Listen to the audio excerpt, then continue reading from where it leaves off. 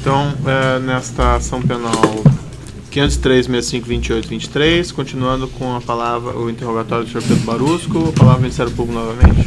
Posso complementar, doutor Taini? Não, assim, quem negociava os contratos era a comissão de licitação, né? Uma vez ela terminando o processo e achando que chegou a um termo, né, que seria correto contratar, aí ela colhia os pareceres, parecer jurídico, parecer do financeiro, parecer técnico e tal, né? Recomendava a contratação, mandava para o gerente geral imediatamente superior, que revisava todo o processo, mandava para mim, né?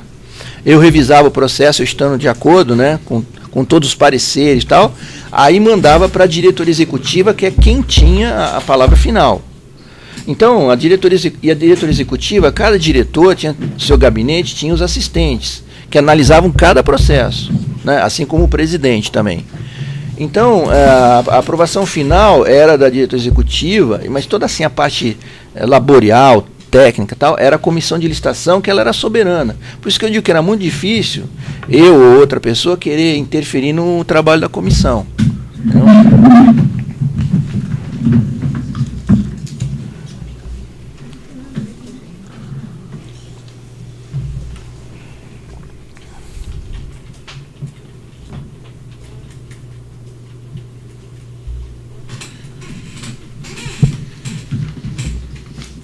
Nos contratos da Renest, Conest, implementação de UHDTS e UGH,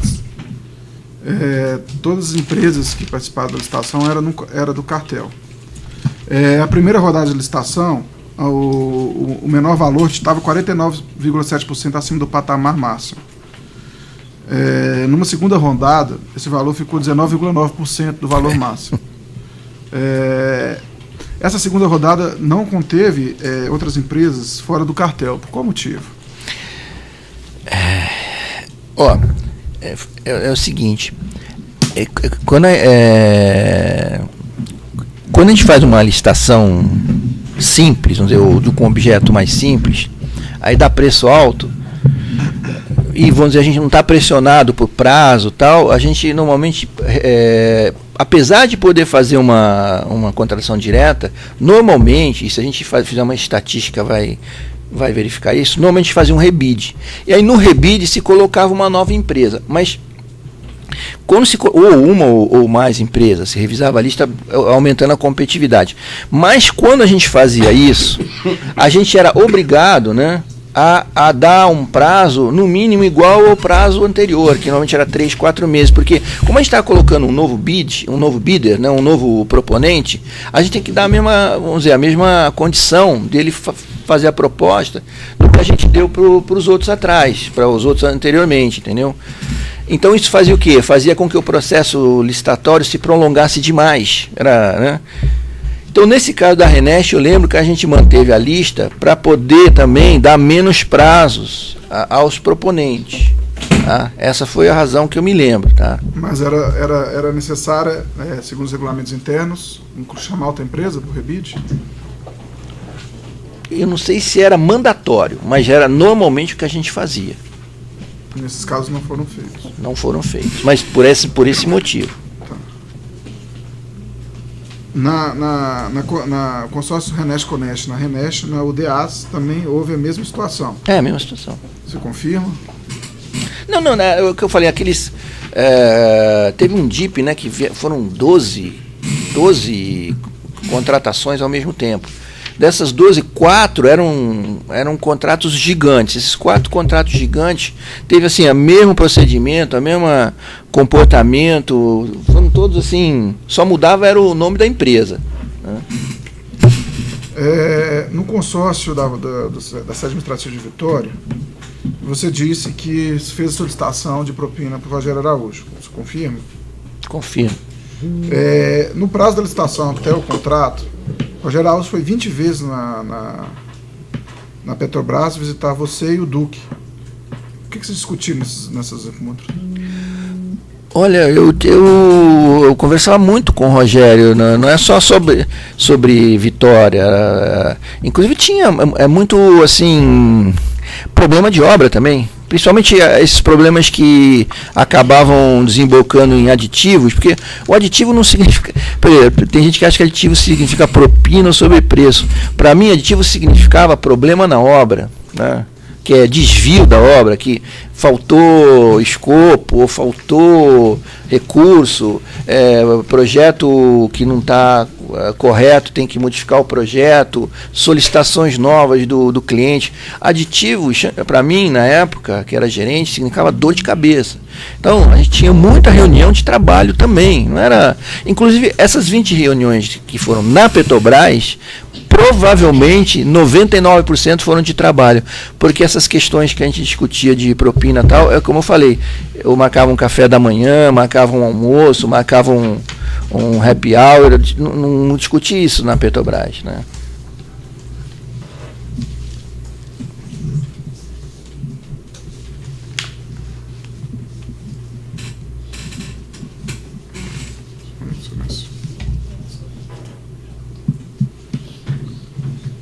Você, num acordo de colaboração, você devolveu 97 milhões de dólares. Esses valores todos eram oriundos de propina? Fora a questão de autorização monetária? Não, tem... não totalmente. Tinha alguma coisa que eu ganhei quando eu saí da Petrobras, que eu não considero ilícito, mas... também tinha algum outro, vamos dizer, dinheiro ilícito que eu tinha ganho aqui, e no meu acordo, não sei, o Ministério Público determinou que eu devolvesse todo esse valor que estava lá fora, tá? Mas tinha alguma coisa que eu considero lícita. Não, vamos dizer, essa página não tinha regularização fiscal, né? Não fiz a regulação fiscal, mas era dinheiro lícito. Pouca coisa. E dos 97 também, 23 ou 24 foi rendimento. Porque, como eu falei, eu não tirei praticamente nada e nunca fiz transferência bancária. Então aquilo foi acumulando, né? E eu ia fazendo as aplicações. O dinheiro foi aplicado de uma forma correta e houve esse rendimento.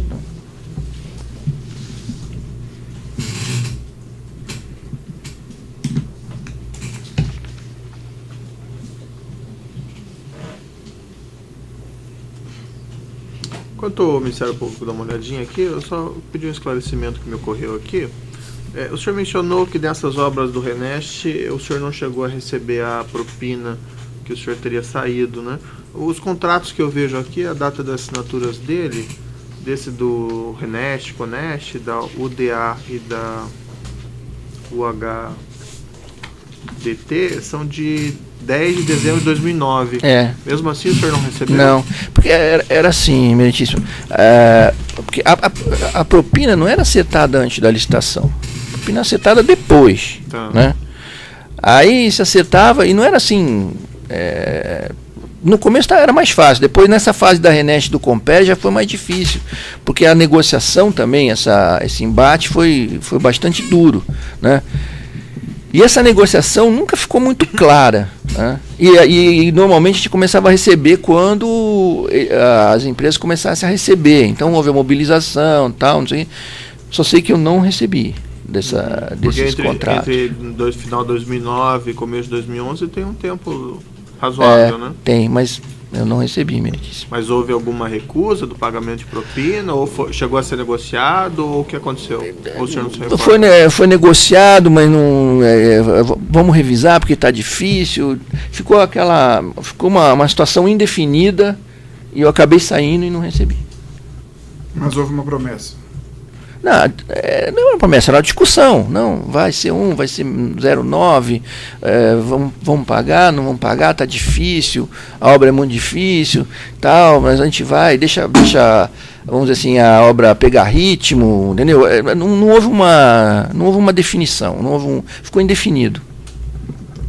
No seu termo de colocação número 5, entre os principais contratos da diretoria de abastecimento que geraram valores pagos a título de propina, afirma que foram os contratos de grandes pacotes de obras da Renest, da Comperj, além de pacotes de grande porte em algumas refinarias, como a Replan, Revap, Reduc, Relan e Repar. Você confirma? Confirmo. Desses contratos aqui, que o senhor alega que houve a discussão dos valores de propina, etc., outras pessoas podem ter recebido esses valores? Por exemplo, o diretor Paulo Roberto, né, a parte dele, o partido, né? Quando eu falo que eu não recebi a parte da casa para mim, né? Eu não recebi a parte da casa para mim. Né? E a anotação na planilha significa que houve negociação, pelo menos? Sim. É como Vitória, houve uma negociação, mas que acabou não tendo, né? É porque quando eu fiz a planilha, eu fui varrendo os contratos. Sim. Aí eu falei, pô, Vitória, eu lembro que houve negociação, que houve discussão, tal, não sei o quê, e botei na planilha. Depois, agora mais recentemente, eu lembrei que desculpa, que na realidade não houve uma definição, tá? Quem recebia a parte do PT? Olha, a parte do PT, mais recentemente, né, depois que o Dr. Vacari assumiu a tesouraria do PT, ele recebia. Tá? Antes eu não sei quem era, porque eu falava partido. Aí depois, quando eu comecei a ter um pouco mais de contato com o tesoureiro, né, primeiro através de responder alguns bilhetinhos, algumas coisas, depois fazendo reunião pessoalmente com ele, eu sabia que era ele que recebia. E qual que era o codinome que você usava para identificar o Vacari? Vacari? Mochi. Por qual motivo? Porque ele andava sempre com uma mochila. E para que ele usava essa mochila? Eu não sei, mas a gente achava que era para carregar dinheiro. Tem uma tabela que você apresentou, por ocasião da colaboração, tem aqui algumas siglas. Queria que você interpretasse, por gentileza. Qual a tabela? Tá junto vendo. Agora, essa tabela já é da fase da Sete Brasil, né?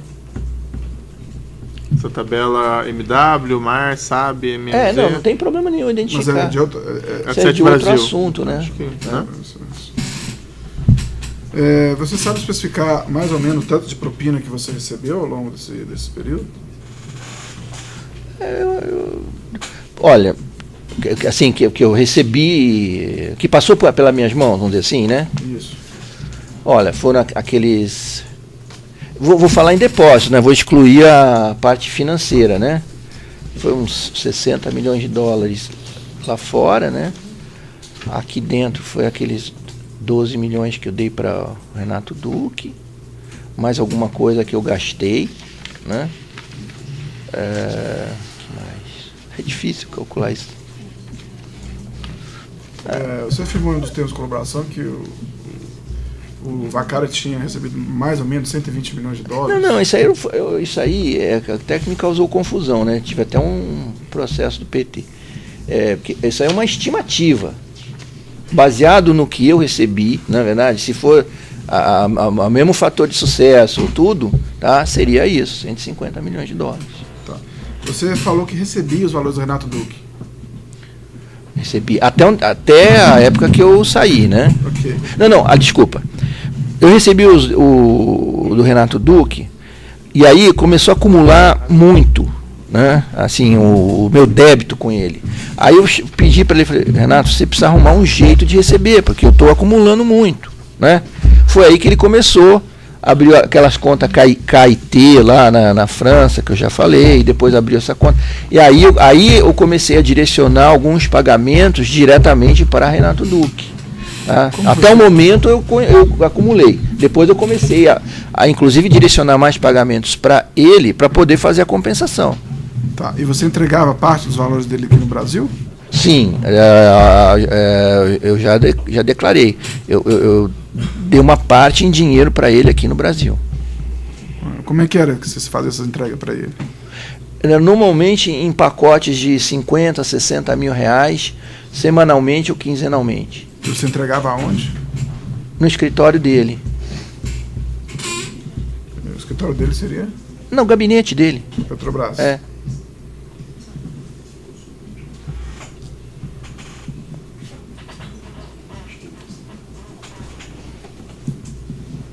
Me explica um pouco essa questão dessa viagem para Paris que vocês fizeram. Não, foi dentro desse pedido que eu fiz a ele, de ele arrumar um canal para receber, porque estava acumulando, né? Aí nós tínhamos que fazer uma viagem a serviço, né? Tínhamos que passar numa empresa em Paris, a Technip, por causa de projetos e tal. E nós tivemos um jantar, né, com um representante do Banco Lombard-Odier, de nome Roberto, que até hoje eu não me consegui me recordar o sobrenome dele, ainda não apareceu, né? E esse Roberto falou que ele tinha 2 contas que ele utilizava como contas de passagem, uma chamada Corat, né, e a outra Torrey, né? E aí a gente decidiu usar agora eu sempre troco se a Torrey era para mim ou a Corat era para mim ou vice-versa, tá? Mas aí eu passei a encaminhar os depósitos, tá, para essa conta que era do Renato Duque, e alguns depósitos, bem menos, para a conta de passagem que era minha, tá? Foi aí que eu comecei a encaminhar diretamente os pagamentos. Como é que chamava o gerente do banco, o primeiro nome? É Roberto, do Banco Lombard-Odier. Depois eu vim a saber que ele saiu do banco. Isso foi quando? Que ano?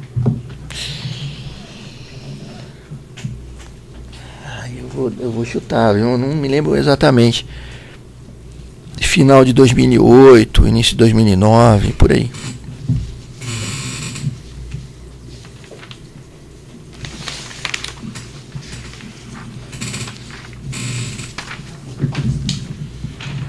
Qual que era a relação do Renato Duque com o Vacari? Eles se reuniam quase que semanalmente.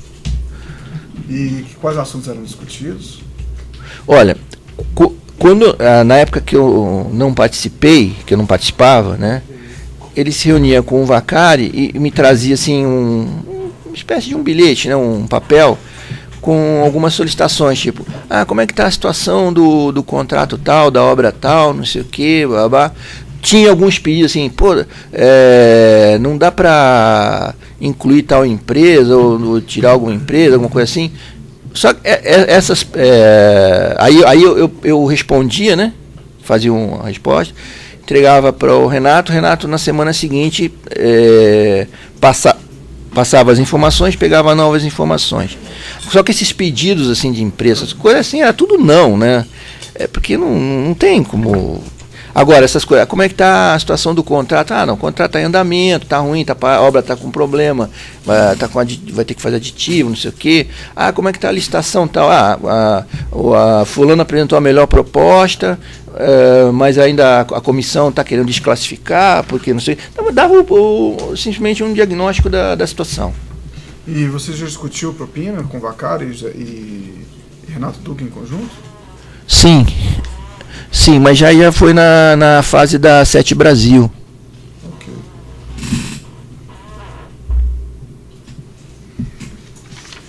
Dentre as empresas offshore que você recebeu a propina, Blue Sky é sua? Blue Sky Global? Você lembra de cabeça? Você pode esquecer alguma ou você lembra de cabeça? Esse nome não me é estranho. Blue Sky. Eu acho que é a minha. Ok. Mas por que eu não estou lembrando nem? Porque acho que eu tinha 18, né? Offshore. Mas eu também fechei muitas, sim. Muitas não, algumas, tá? E transferi para outras. Então essa Blue Sky eu acho que é uma antiga, se eu não me engano. Tem que ver, agora tem que conferir na minha documentação bancária. Sem mais perguntas, excelência. A sede de acusação tem perguntas? Os defensores, peço que declinem o apresentado. Alexandre Aroeira por Marcelo.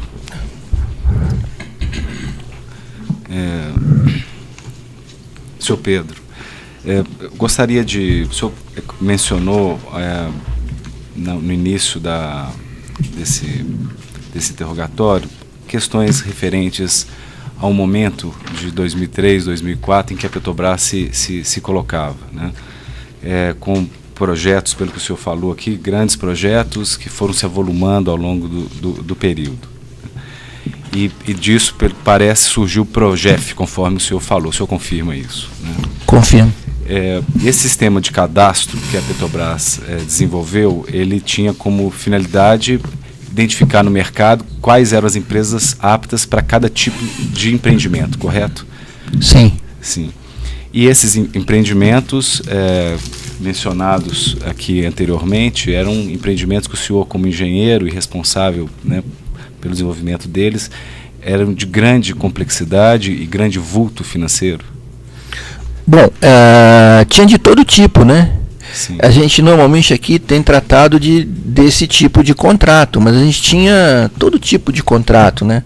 Por exemplo, nessa parte de tratamento de água, que é um assunto muito, assim, importante dentro da Petrobras, a gente fala assim, são os agüeros, tá?